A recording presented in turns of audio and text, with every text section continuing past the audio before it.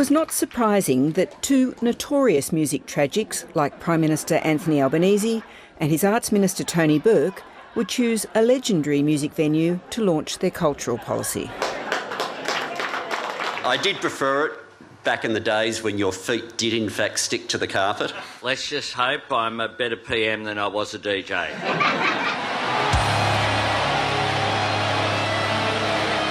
Contemporary music was the biggest winner out of the policy announcement yesterday, an industry that employs thousands of people, turns over billions of dollars and has had notable periods of massive international success in recent decades, but which has never been recognised before as part of our official cultural life. For most people, contemporary music is the soundtrack to their lives, and government can make a difference as to how much of that is Australian. The tools of government arts policy have changed in this announcement. There wasn't a lot of new money, $200 million over 4 years. Budgetary times are tough, but there is a lot of new infrastructure supporting the arts, including the body called Sounds Australia, which will back contemporary music's international reach. That's sort of like Austrade with rhythm. Is it worth $1 million, do you think? Arts and cultural policies have moved a long way in the past 50 years. Australia has its first cultural policy. The Prime Minister predicts it'll be as big as our mining or wool industries. Oh, absolutely, and much more so. Part of the change is in how the arts sector is now considered as a major part of the economy, as well as having a value of its own. It was a particularly bitter point during pandemic close-downs. The Morrison government made a point of supporting tradies in the sector, but not necessarily artists. It is an important part of our economy. That's important to recognise that. But it's also important, I think, to lift ourselves above the usual economic debate. This is about our soul. This is about our identity. Yeah, I think that those two things, they're not mutually exclusive. I would say, look, think about sport. We know sport is an industry. We know it's a multi-billion-dollar industry in Australia. And yet we know it's entertainment, and we know the investment in that from the fans and those who love the sporting codes. So, you know, the arts, it is about our soul, it is about our identity. The latest Arts Minister notes the economics of the music industry has particularly changed in recent times. There is no longer the money in album or CD sales. There is income from music streaming, but viable incomes these days comes from live performances. With options in Australia very limited in recent years, that means artists have to tour internationally, if they can.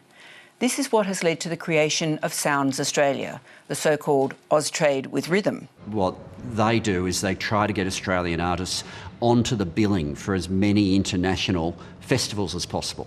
Think what it means when you go from having reach within a population of 26 million to starting to get reach for festival goers in Europe and in North America. Well, I think we've always punched above our weight. When you look at the goals that we've struck, right back from, I guess, Men at Work and the days of pub rock bands taking on the global stage, we've done very well. I think in the top 10 most Shazammed songs of all time, we have two acts. We have Tones and I, and we have Gautier. We're doing pretty well, but that's all without any help, or very little help. Singer-songwriter Jenny Morris is the chair of APRA, the body which represents singer-songwriters and through them much of the live music industry in Australia.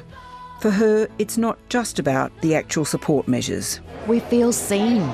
We feel like there is an acknowledgement of not only the value of our cultural process and contribution.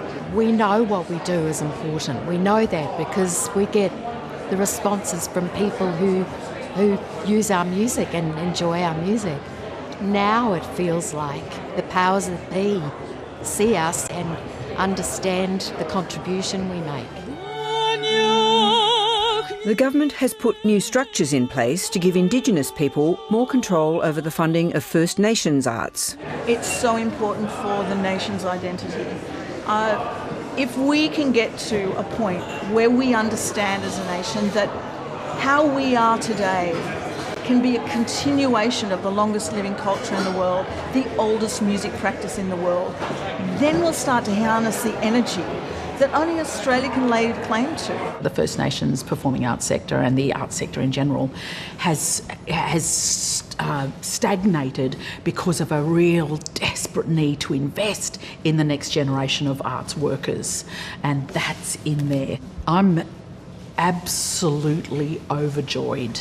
The Australia Council, which has traditionally provided funding for major performing arts companies in ballet, opera and theatre, as well as grants for individual projects, will have a different role, with these new bodies focused on specific sectors. But it will also be working to bring together public, private and philanthropic funding. Yes, the $200 million over 4 years is a huge and welcome increase to what we can invest. But with it comes our ability to really work collaboratively with other parts of the sector to have a much bigger impact. Cultural funding by government really is an effort across the 3 levels of government. While there is an increase in federal funding, Australian spending on the arts overall remains relatively low.